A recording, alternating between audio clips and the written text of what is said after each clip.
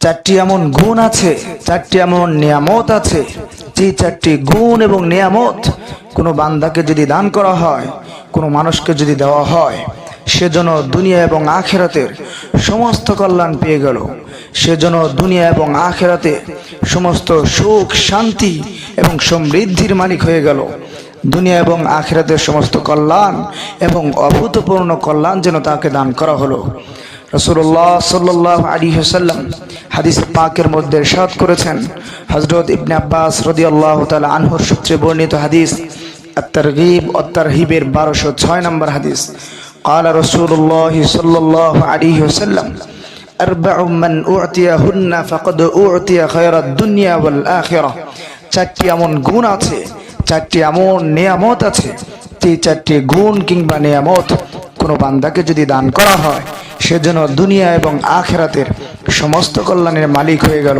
তাকে যেন আল্লাহ রাব্বুল আলামিনের পক্ষ থেকে সমস্ত সুখ এবং শান্তির মালিক বানিয়ে দেওয়া হলো।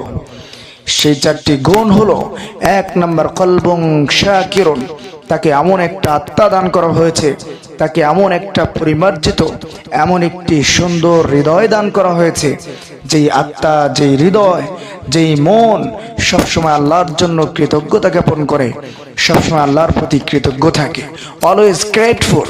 কিছু মানুষ আছে এমন, যাদেরকে দুনিয়ার সমস্ত সম্পত্তি অর্থকরী দিয়ে দিলেও সে কখনো কৃতজ্ঞতা জ্ঞাপন করতে পারে না, কখনো সে সন্তুষ্ট হতে পারে না।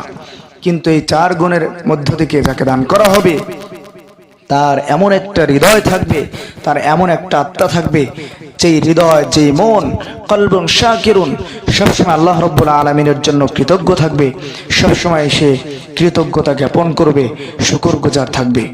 2 নম্বর যে গুণের কথা বলা হয়েছে হাদিসের মধ্যে, সেই গুণ হলো লিসানুন যাকিরুন, তাকে এমন একটি জবান দান করা হয়েছে, তাকে এমন একটা জিহ্বা দেওয়া হয়েছে, তাকে এমন একটা মুখ দান করা হয়েছে, যেই মুখ, যেই জবান সবসময় আল্লাহ রাব্বুল আলামিনের জিকির করে, সবসময় আল্লাহ রাব্বুল আলামিনের স্মরণে কাটে।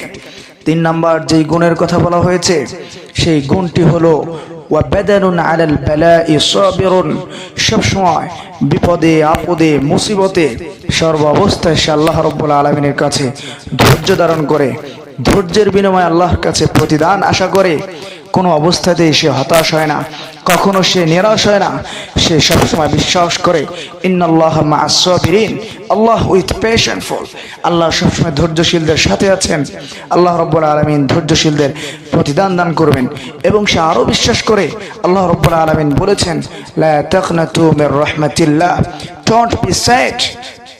কখনো সে হতাশ হয় না, কখনো সে নিরাশ হয় না, সবসময় সে বিশ্বাস করে আল্লাহ রাব্বুল আলামিনের রহমত আসবেই।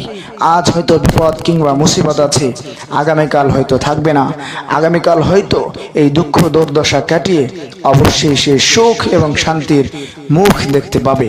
এমন একটা ধৈর্যশীল, এমন একটা সবের বডি এবং শরীর যাকে দান করা হয়েছে। 4 নম্বর যে গুণের কথা বলা হয়েছে, মোস্ট ইম্পর্টেন্ট একটি কোয়ালিটি, এই গুণ যাকে দান করা হয়েছে আগের 3টা সহকারে, সেজন্য দুনিয়া এবং আখিরাতের সমস্ত কল্যাণ পেয়ে গেল।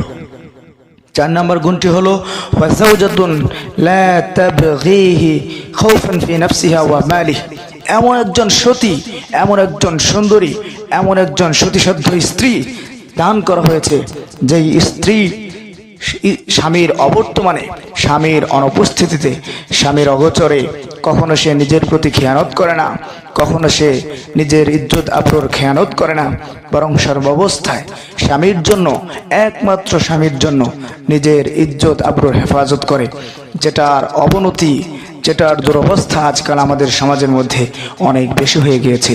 তো এই স্ত্রী এমন সতী হবে, স্ত্রী এমন দিনদার হবে, যে স্বামীর অবর্তমানে কিংবা অগোচরে কখনো সে তার ইজ্জত আবরুর খেয়ানত করবে না, সর্বাবস্থায় স্বামীর জন্য নিজেকে রক্ষা করবে। ওয়া মালিহি, এবং স্বামীর সম্পদের হেফাজত করবে, স্বামীর সম্পদের কখনো খেয়ানত করবে না।